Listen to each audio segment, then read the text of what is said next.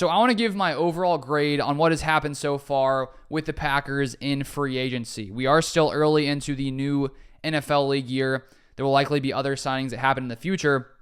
But so far, some of the biggest moves have happened. Players the Packers signed and players who have left and signed with other teams. And most of you guys probably already know most of these moves. But I want to go through my overall thought on what has happened here with this Packers roster. And to start off, the Packers added Xavier McKinney and Josh Jacobs. They lost Aaron Jones to the Vikings. Bakhtiari released. Darnell Savage signed with the Jaguars. John Runyon signs with the Giants. Jonathan Owens signs with the Bears. And then Devondre Campbell also released. The Packers have also kept Keyshawn Nixon, Corey Ballantyne, Tyler Davis, and Christian Welch. And so I'll just tell you my grade from the start and tell you why. I'd say A- for the Packers overall. The big reason I really like what happened here in free agency for the Packers is the signing of Xavier McKinney. And when I talked about what I thought the biggest needs were in Green Bay, safety was definitely the biggest need in my opinion. The fact that Savage was going to be a free agent, Rudy Ford, and Jonathan Owens, it was a position on the Packers roster where there was the most uncertainty and the biggest lack of any kind of depth.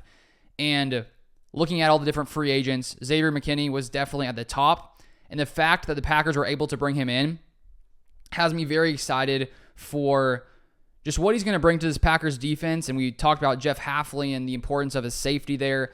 And Xavier McKinney seems like the kind of safety that can do it all. One of the best tackling safeties in the NFL. I saw that per PFF, when he's played at free safety, he has the number 1 overall coverage grade. I'm not sure if that was this past year or the past few seasons, but he is a legit top-tier safety. The Packers paid him as one, and that's really why I love what happened here in free agency, because I feel like we haven't seen safety play at his level from last season in a couple of years in Green Bay, especially not this past season. And then, of course, adding Josh Jacobs and losing Aaron Jones. And when you look at those two differing moves, you do get a younger back in Josh Jacobs, who is 26 compared to Aaron Jones, who is 29. If you solely look at the play from last season when they both were healthy, there's no doubt Aaron Jones was more productive, was better overall. Josh Jacobs did have his worst season of his career. And so when you look at just their production last season, Aaron Jones better, but you do run the risk of Aaron Jones he's going to be 30 years old at the end of next season, and Josh Jacobs is a younger back, and so that's my guess as to why Gutekunst wanted to give Jones a pay cut. Jones didn't want to accept that 50% pay cut overall, and the Packers decided to move on to Josh Jacobs.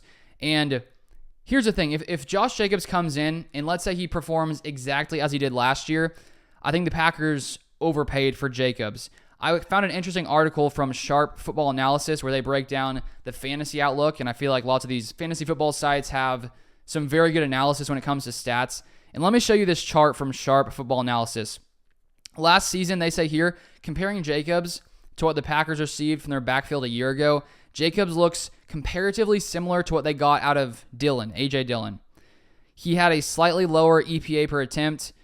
He had an exact same success rate as Dillon, 32%. Aaron Jones was at 44.4%. Explosive percentage, 3.9% for Jacobs, 4.5% for Dillon, and then 10.6% for Aaron Jones. And so overall, Jacobs did have a down year. I think he averaged 3.5 yards a carry. The thing is, a year prior, he was the best running back in football, and then in 2023, he sort of fell off a cliff a little bit when it came to his production. I think there could be many reasons for that. I think one of the biggest ones could be the fact that the Raiders did not have a good offense. The Packers, on the other hand, have so many weapons, and I think just the fact you take Jacobs from that Raiders offense to the Packers offense, I think his ceiling goes through the roof next year. And the contract honestly was pretty solid when you look at Jacobs when you come to guaranteed money overall. There's only like $12.5 million guaranteed, so not a ton of guaranteed money.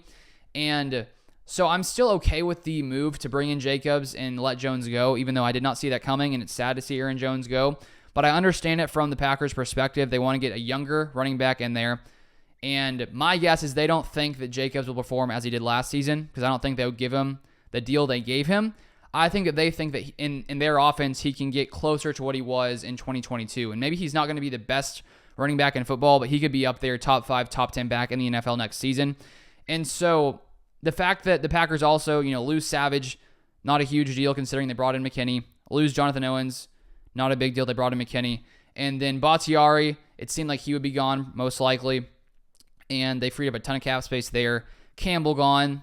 The Packers will need to add a lot more depth here with all the players they've lost, but we're still it's still early in the new league year.